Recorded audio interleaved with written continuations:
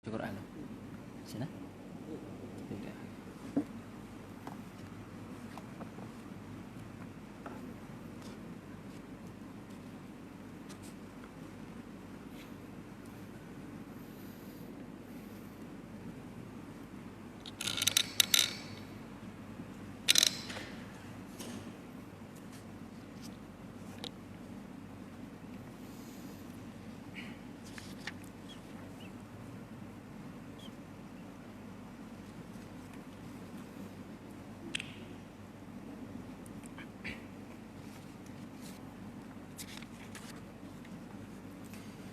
Assalamualaikum warahmatullahi taala wabarakatuh.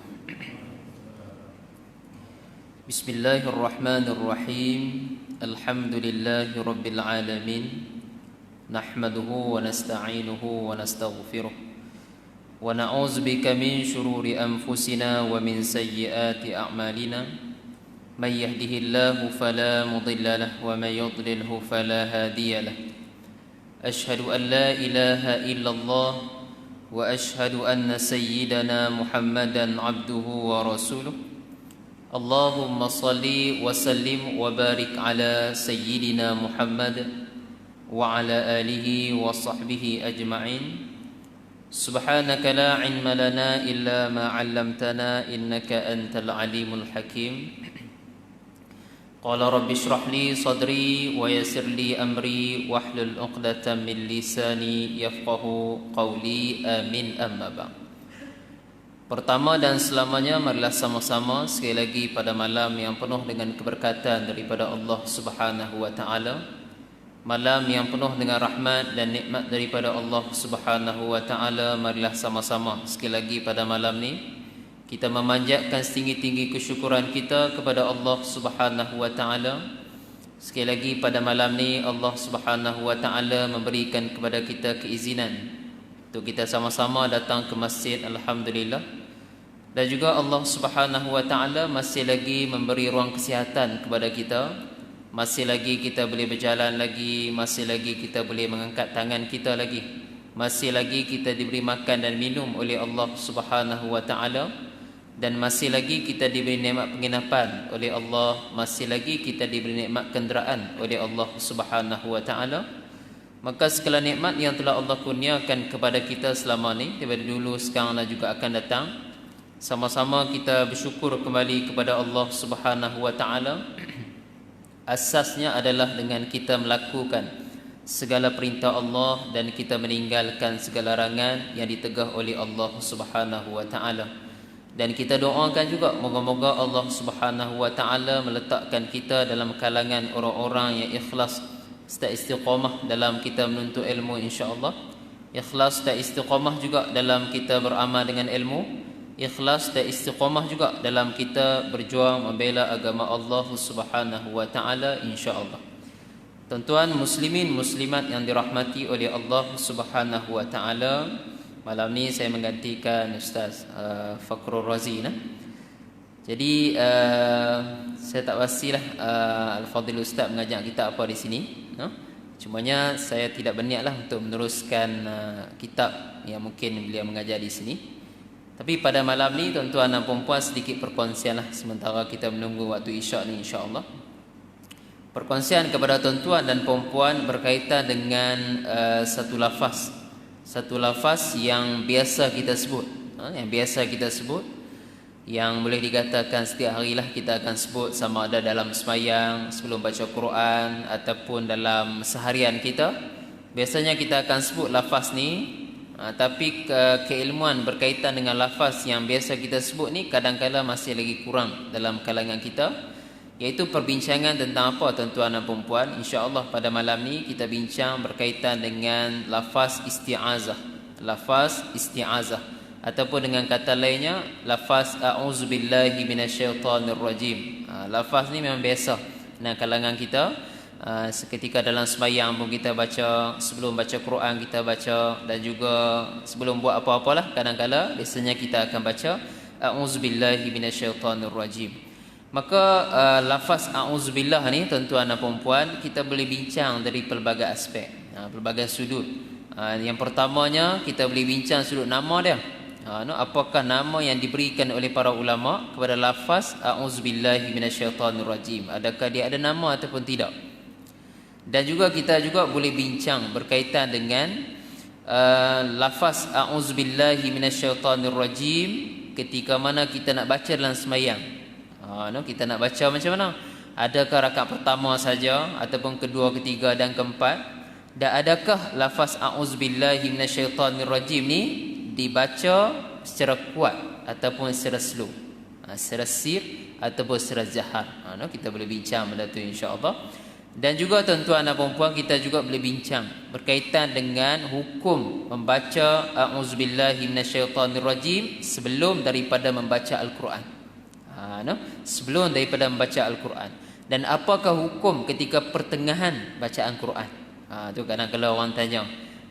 Dan bagaimana kalau tuan-tuan bertadarus umpamanya ketika bulan puasa ataupun selain bulan puasa, tuan-tuan bertadarus, maka dia akan ikut giliran. Jadi adakah setiap orang tu perlu membaca a'udzubillahi minasyaitonirrajim? Maka kita akan bincang sekali. Dan juga persoalan kadang-kadang orang tanya, dia kata, "Ustaz, saya ni baca Quran terbersin," dia kata. Adakah kena baca a'udzubillah semula? Tu biasa kadang-kadang orang tanya, insya-Allah. Jadi pada malam ni perkongsian berkaitan dengan a'udzubillah ni sangat insya-Allah moga-moga bermanfaatlah kepada kita sama-sama untuk kita jadikan sebagai pengetahuan dan juga pengamalan kita, terutama ketika mana tuan-tuan nak baca Quran ataupun ketika mana dalam sembahyang insya-Allah. Baik, yang pertama sekali tuan-tuan dan puan-puan, kita nak bincang berkaitan dengan nama dia. Nama, adakah lafaz a'udzubillahi minasyaitonirrajim ni dia ada nama ataupun tidak? Adakah ada ulama ulama mempernamakan dia dengan satu nama ataupun tidak? Maka tuan-tuan dan puan-puan, lafaz a'udzubillahi minasyaitonirrajim ni dia ada nama dia, di mana orang Arab dan juga para ulama meletakkan nama dia. Kalau ditanya kepada kita apakah nama bagi lafaz a'udzubillahi minasyaitonirrajim ni tuan-tuan dan puan-puan, maka nama dia ada dua nama. Dua nama. Mungkin sebahagian daripada kita pun dah pernah dengar lah nama ni, Baik, nama yang pertama tuan-tuan dan puan-puan adalah dipanggil sebagai ta'awuz. Ta, ain, waw, zal. Gitu. Ta'awuz, ta'awuzun. Ta'awuz ni merupakan satu nama bagi lafaz a'udzubillahi minasyaitonirrajim. Itu satu. Yang keduanya tuan-tuan dan puan-puan, orang panggil juga selain daripada ta'awuz tadi, orang panggil juga sebagai isti'azah. Yang saya sebut tadi, isti'azah juga merupakan nama bagi lafaz a'udzubillahi minasyaitonirrajim. Jadi tuan-tuan boleh ingatlah, boleh ingat lafaz a'udzubillah ni dua nama sahaja. Isti'azah satu, ta'awuz satu. Dan bukan setakat a'udzubillah saja tuan-tuan dan puan-puan, dan lafaz-lafaz lain juga. Lafaz-lafaz lain antaranya lafaz bismillahirrahmanirrahim. Dia ada nama dia, di mana nama dia ulama mempernamakan dengan dua nama juga, iaitu yang pertamanya basmalah, itu satu. Yang keduanya tasmih. Itu orang panggil juga untuk lafaz bismillahirrahmanirrahim, orang panggil basmalah, orang panggil tasmih, orang panggil nama dia. Dan ada lagi lafaz-lafaz yang lain tuan-tuan dan puan-puan yang memang ada nama. Antara yang biasa kita dengar lah, tuan-tuan dan puan-puan, iaitu lafaz contoh kita kata Allahu Akbar, nama dia apa dia? Takbir. Itu semua orang tahu. Kalau kita menyebut subhanallah, nama dia apa dia? Tasbih. Itu nama dia. Kalau kita menyebut alhamdulillah, maka itu orang panggil nama apa tuan-tuan dan puan-puan? Dua nama. Yang pertamanya orang panggil tahmid. Itu sebagaimana kita tahu. Nama yang kedua orang panggil sebagai hamdalah. Orang panggil juga, hamdalah. Tahmid pun orang panggil, hamdalah pun orang panggil untuk lafaz a'udzubillahi minasyaitonirrajim. Itu semua orang tahu. Baik, mana orang tanya, dia kata, "Ustaz, lafaz la ilaha illallah."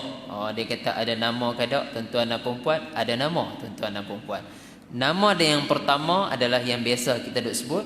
Kalau tuan-tuan menyebut la ilaha illallah, maka namanya adalah tahlil, orang panggil. Ta, ha bulat, lam, ya, lam. Gitu, La ilaha illallah orang panggil tahlil. Jadi dengan sebab itulah kalau kita nak buat penuri umpamanya, kita akan baca wirid tahlil. Sebab apa orang panggil wirid tahlil tu? Kan dalam tu ada selepas daripada tuan-tuan baca Fatihah, qul huwallahu 11 kali, kemudian ada surah Baqarah sikit, lillahi ma fis sama, kemudian lepas tu ada la ilaha illallah 50 kali, 100 kali. Jadi dengan sebab adanya lafaz la ilaha illallah dalam wirid tahlil tu, maka orang panggil wirid tu sebagai wirid tahlil. Doa apa? Doa tahlil. Majlis apa? Majlis tahlil. Kenuri apa? Kenuri tahlil. Kan sebelum kenuri, kita nak buat kenuri tu, kita akan baca la ilaha illallah. Jadi tuan-tuan kena tahu no? Dia punya nama tahlil tu taha bulat lam ya lam. Itu berasal daripada la ilaha illallah. Baik, la ilaha illallah ni juga tuan-tuan dan puan-puan, orang panggil juga dengan nama lain. Tapi kita jangan dengar nama ni. Mungkin tuan-tuan pernah dengar. Selain daripada tahlil, orang panggil juga sebagai hailala. Ha ya lam lam. No? Hailala ni dia mewakili lafaz la ilaha illallah. Gitu. Tu dia punya nama lain dia bagi tahlil. Dan juga kalau orang tanya kita lafaz ni, la haula wala quwwata illa billahil aliyil azim. Dia kata, ustaz ada nama ke tak bagi lafaz ni? Ada nama tuan-tuan dan puan-puan. Nama dia apa dia? Nama dia hauqala. Untuk mewakili la haula wala quwwata illa billahil aliyil azim. Hauqala orang panggil, haulaqa orang panggil. Itu nama dia tuan-tuan dan puan-puan. No? Kita ambil sebagai pengetahuan saja.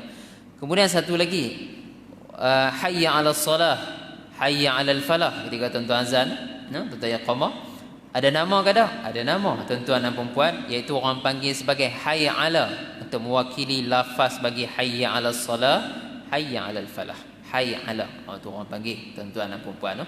Dan pelbagai lagi lah, no? Pelbagai lagi yang boleh kita sebutkan. Ulama mempernamakan setiap lafaz. Biasanya orang Arab ni dan para ulama lah khususnya, mereka mempernamakan satu nama untuk nak meringkaskan panggilan. Kita tak mau panggil lah lafaz panjang-panjang tu. Jadi mereka nak meringkaskan cakap, meringkaskan nama, mereka panggil dengan nama yang ringkas. Begitu juga dengan a'udzubillah tadi tuan-tuan dan puan-puan, orang panggil ta'awuz, orang panggil isti'azah. Itu habis berkaitan dengan nama dia. Baik, kemudian habis nama, kita masuk pada perbincangan satu lagi, iaitu berkaitan dengan lafaz dia. Berkaitan dengan lafaz dia tuan-tuan dan puan-puan. Maka sedia maklum, lafaz dia yang asas. Yang asas adalah a'udzubillahi minasyaitonirrajim. Itu lafaz asas yang biasa kita mengaji, yang biasa kita sebut. Cuma orang tanya, dia kata, ustaz, a'udzubillahi minasyaitonirrajim ni, dia kata apa makna dia? Adakah di sana ada makna yang tersurat ke, ataupun makna yang tersirat ke, makna di sebalik, makna yang kita nampak dan makna di sebalik? Maka makna yang kita nampak tuan-tuan dan puan-puan, macam biasalah, a'udzubillahi, aku, a'udzu tu maksud kata aku mohon perlindungan. Gitu. Aku memohon perlindungan billahi, melalui pertolongan Allah Subhanahu wa taala. Itu dia punya makna dia. Aku mohon perlindungan. A'udzu tu tuan-tuan seolah-olah sedang mendoa. Tuan-tuan seolah-olah sedang berdoa kepada Allah Subhanahu wa taala. Walaupun ayatnya tu nampak ayat biasa, tapi hakikat sebenarnya dia punya makna tersirat dia tuan-tuan dan puan-puan, tuan-tuan seolah-olah sedang berdoa kepada Allah Subhanahu wa taala, ya Allah, aku memohon pertolongan billahi, dengan aku memohon perlindungan billahi, melalui pertolongan Allah Subhanahu wa taala. Ba yang ada pada lillah tu tuan-tuan dan puan-puan, makna dia dengan. Tapi dengan yang di sini, kalau tersiratnya makna dia dengan pertolongan Allah. Pertolongan tu makna tersirat. Kalau dengan tu makna tersurat, orang panggil billah, dengan Allah, dengan Allah. Tapi makna tersiratnya dengan pertolongan daripada Allah Subhanahu wa taala. Jadi maksud kata apa? A'udzubillah, aku memohon perlindungan melalui pertolongan Allah Subhanahu wa taala. Kita berlindung daripada siapa tuan-tuan dan puan-puan? Sedia maklum, kita berlindung daripada minasyaitonirrajim, daripada syaitan yang direjam, yang diazabkan dengan rejaman. Baik. Orang tanya, dia kata, ustaz, syaitan ni siapa dia pula ni? Dia kata, adakah daripada kalangan jin sajakah, macam manakah tuan-tuan dan puan-puan? Maka syaitan ni sedia maklumlah, dalam kalangan kita apabila disebut sebagai syaitan ni tuan-tuan dan puan-puan, para ulama mufassir banyak mengatakan bahwasanya dia merupakan, syaitan ni apabila kita itlakkan nama syaitan, ia mewakili satu bangsa jin yang perangainya tak apa bagus, tuan-tuan dan puan-puan. Mewakili satu bangsa jin yang diberi nama sebagai iblis.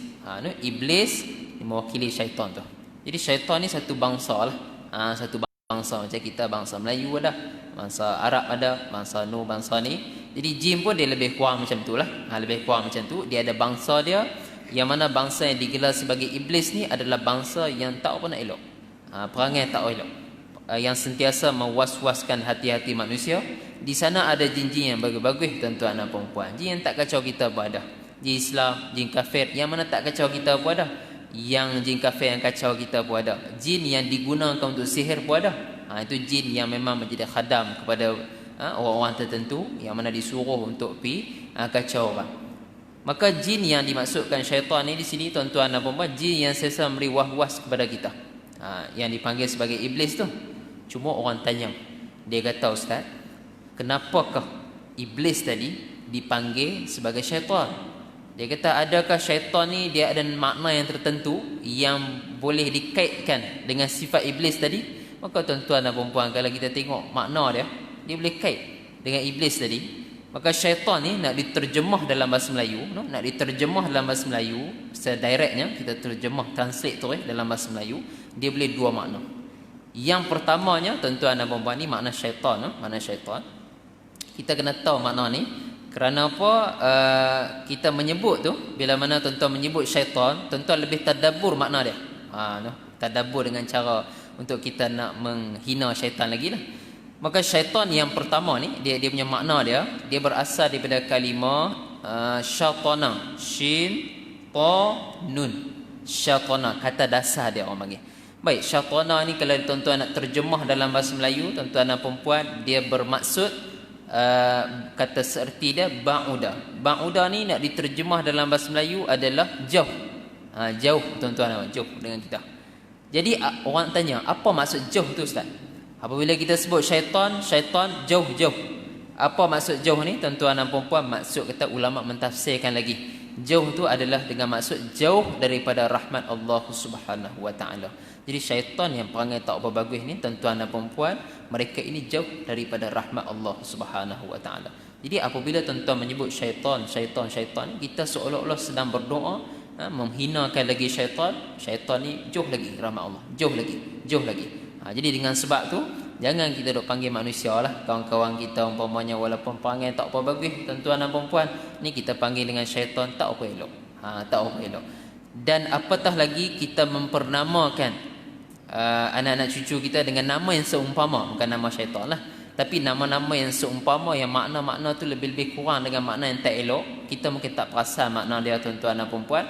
Lama-lama baru perasan dia punya nama tu tak apa nak elok, tuan-tuan dan puan-puan. Jadi seboleh mungkin kita nak mempernamakan anak kita dengan cucu kita ni, kita ambil saja kalimah mana-mana, nama yang kita rasa sesuai dengan kita, pi tanya orang.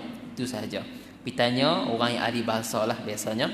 Mereka akan tahu kalau ubah baris ni, ubah huruf ni, dia akan jadi makna gini. Kalau tambah huruf ni, dia akan jadi makna gini. Biasanya kita kena tanya orang. Sebab kalangan kita ni, tuan-tuan dan puan-puan, zaman lah ni dia biasa dia alter nama. Dia alter nama, dia ambil nama asas, kemudian dia alter nak bagi sama dengan dia sikit ke, sama dengan isteri dia umpamanya. Jadi alter tu tak ada masalah. Melainkan tuan-tuan kena tanya orang. Bila alter ni dia akan tambah huruf. Bila tambah huruf, makna dia akan jadi macam mana? Kita takutlah. Takut dia punya makna dia tu lebih-lebih kurang dengan makna yang sebagaimana yang kita sebut tadi. Baik, kemudian syaitan makna yang pertama, jauh daripada rahmat Allah Subhanahu wa taala. Syaitan makna yang kedua, tuan-tuan dan puan-puan, berasal daripada kalimah syaita, shin alif ta.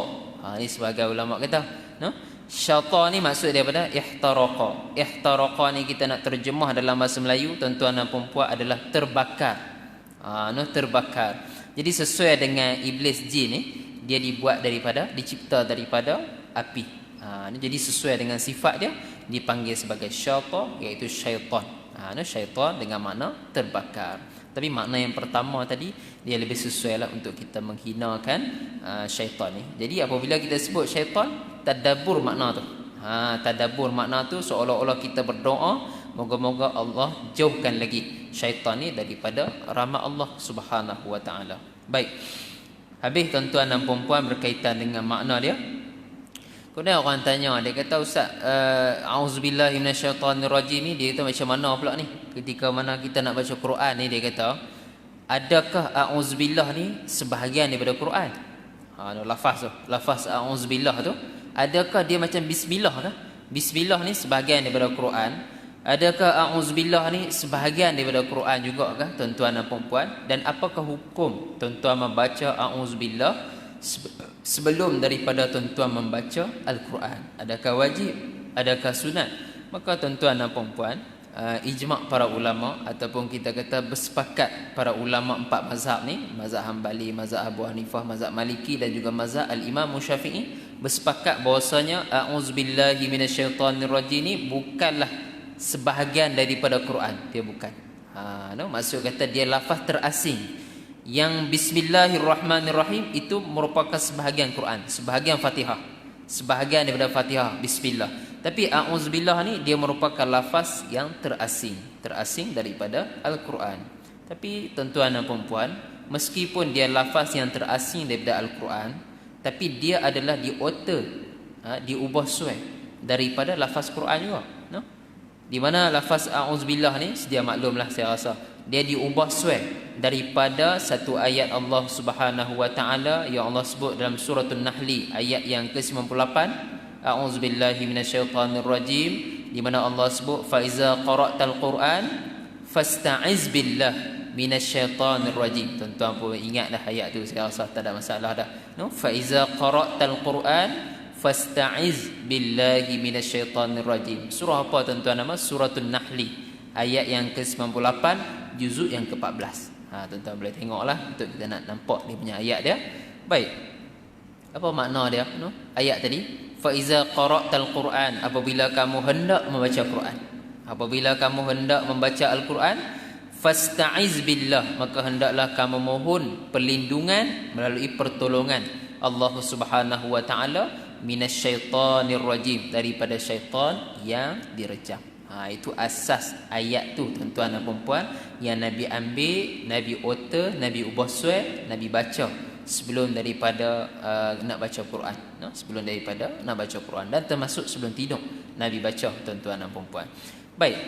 Kemudian tuan-tuan dan puan, lafaz ni a'udzubillahi minasyaitonirrajim ni, orang tanya, dia kata hukum dia nak baca sebelum baca Quran ni macam mana ni? Dia kata ni nak kena wajib ke, nak kena sunat ke? Dia kata, maka tuan-tuan dan puan, sebelum daripada tuan-tuan nak baca Quran, maksud kata tuan-tuan ni ambil Quran, duduk buka Quran, nak mula tilawah, orang panggil, nak mula membaca.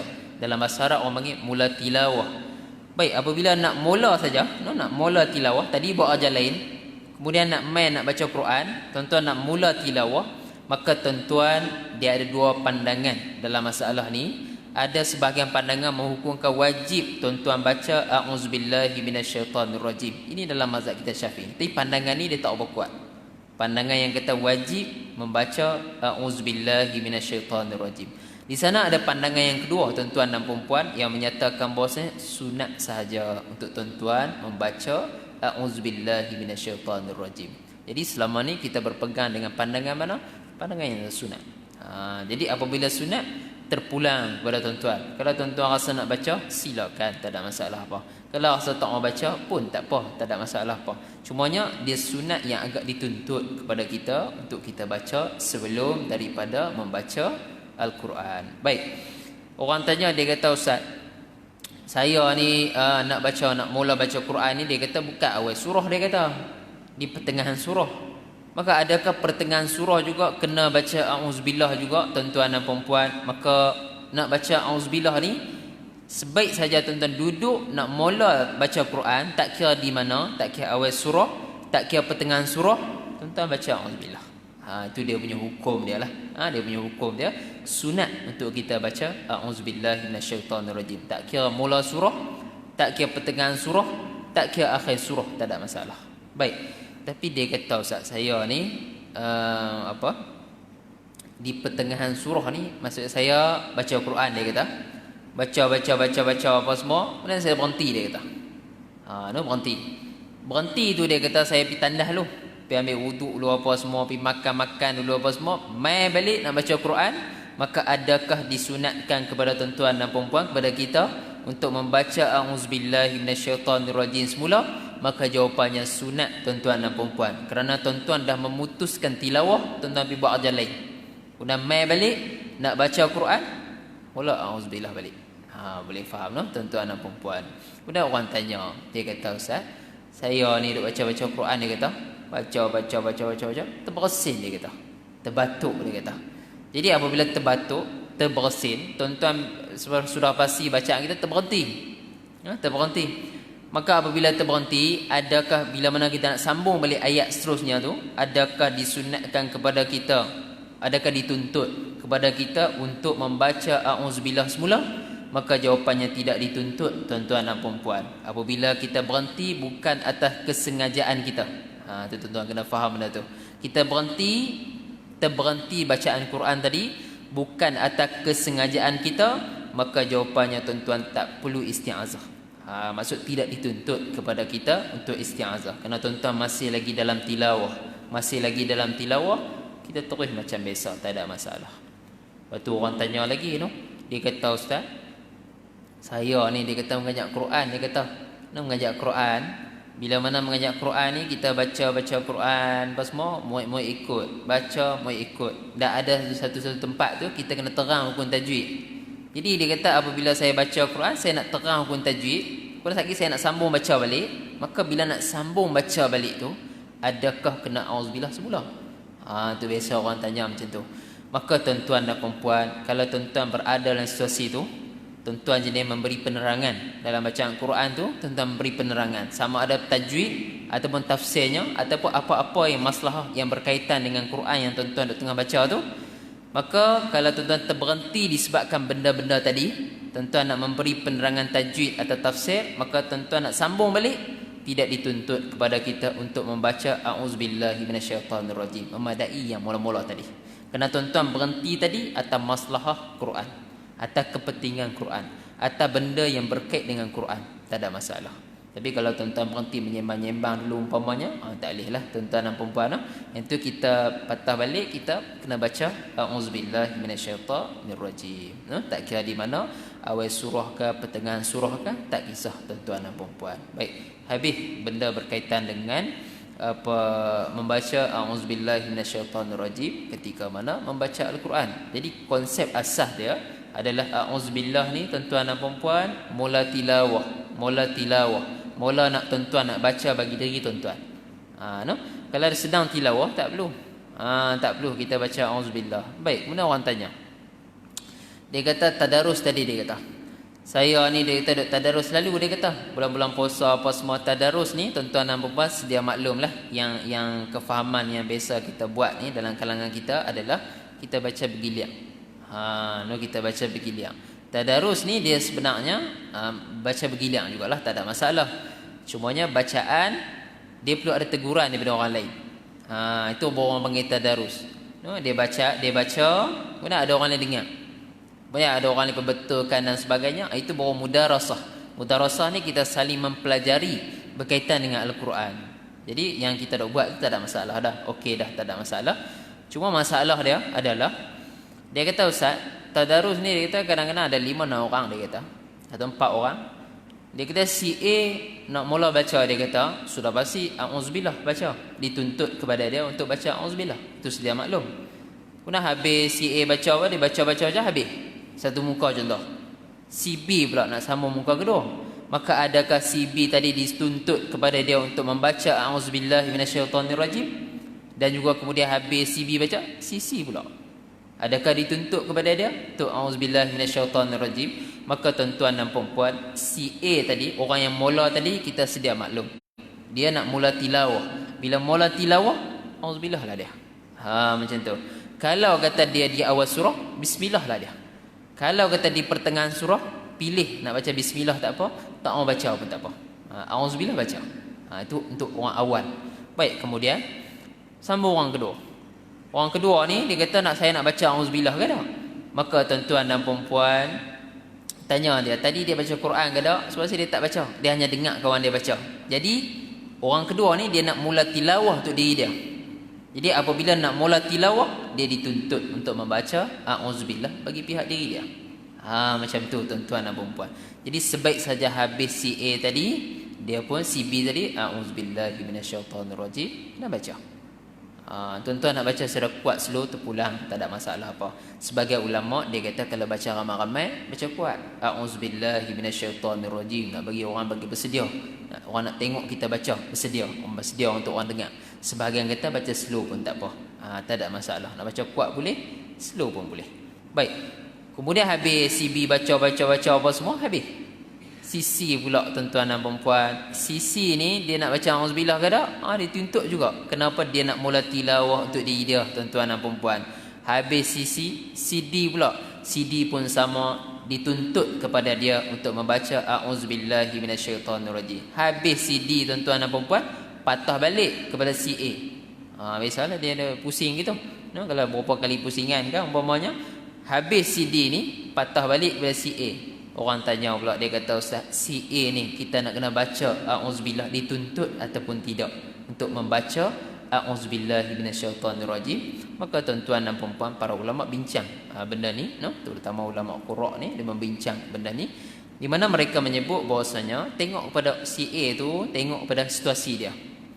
Kalau kata dia ni ketika mana si B, si C dan si D sedang membaca Quran, si A tadi duduk dengar je. Macam tu. Dia tak pergi mana.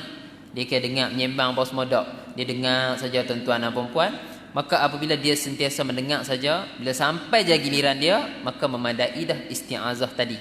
Dia tak perlu dah a'udzubillahi minasyaitonirrajim. Maka sebab dia duduk tengah mendengar, dia duduk tilawah tadi, dia dah baca auzubillah. Kemudian bila kawan dia baca, dia dengar je. Maka dia berhenti sebab masalah semayang, masalah Quran. Dia berhenti disebabkan masalah Quran. Maka dengan sebab tu apabila sampai giliran dia, tak perlu baca pun tak apa tuan-tuan dan puan. Ini disiplin ilmu, Kalau tuan-tuan nak baca silakan, tak ada masalah apa, Ini disiplin ilmu, bagaimana kaedah yang sebenar begitu. Tapi tuan-tuan dan puan, kalau si A tadi ketika mana kawan-kawan dia duk baca tadi, dia pergi menyembang tuan-tuan dan puan, ataupun dia pergi tandah dulu, dia makan dulu umpamanya, boleh main balik. Main-main tu kena giliran dia. Maka dia dituntut kepada dia untuk membaca a'udzubillahi minasyaitonirrajim. Tu kita kena faham benda tu insya-Allah. Baik, itu masalah tadarus lah. Tadarus silakan baca, tak ada masalah untuk a'udzubillahi minasyaitonirrajim. Baik, kemudian sikit lagi tuan-tuan dan puan-puan, kita masuk pula a'udzubillah dalam sembahyang. Dalam sembahyang selalu orang tanya, dia kata sembahyang macam mana, dia kata saya ni duk dengar macam-macam, dia kata orang baca kuat baca slow. Dan dia kata sebelum surah dia kata ada orang baca. Lepas pada Fatihah, amin apa semua, nak baca surah, ada orang baca a'udzubillah, dia kata. Dan rakaat pertama pun dia kata orang baca, rakaat kedua pun orang baca. Dia kata yang mana satu ni, dia kata yang betul, yang mana tak betul. Maka tuan-tuan dan puan-puan, kita kena faham bahawasanya sebenarnya konsep yang saya sebut tadi, isti'azah a'udzubillah adalah untuk mula tilawah, mula nak baca. Tuan-tuan baca Fatihah dan sembahyang, dikira mula tilawah. Gitu, Fatihah ayat Quran. Jadi tuan-tuan dianggap nak mula tilawah. Angkat takbir bukan Quran. Kemudian tuan-tuan baca doa iftitah bukan Quran lagi. Kemudian tuan-tuan nak baca Fatihah, dia nak mula tilawah. Bila nak mula tilawah, maka mazhab kita Al-Imam Syafi'i mensunatkan kepada kita untuk membaca a'udzubillahi minasyaitonirrajim pada rakaat yang pertama tuan-tuan dan puan-puan. Sebab apa? Mula tilawah. Mula untuk membaca. Baik, kemudian dia pun bacalah a'udzubillah apa semua, baca bismillah. Alhamdulillah apa semua sampai waladhdallin, waladhdallin, kemudian amin. Kemudian dia berhenti sat lah. Kalau tu imam dia berhenti sat, nak bagi peluang kepada makmum untuk baca Fatihah.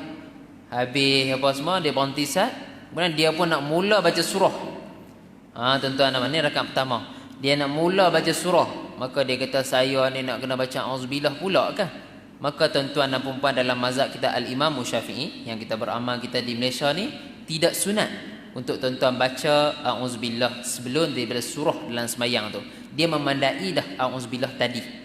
Yang mula-mula Fatihah tadi dah cukup tuan-tuan dan puan-puan.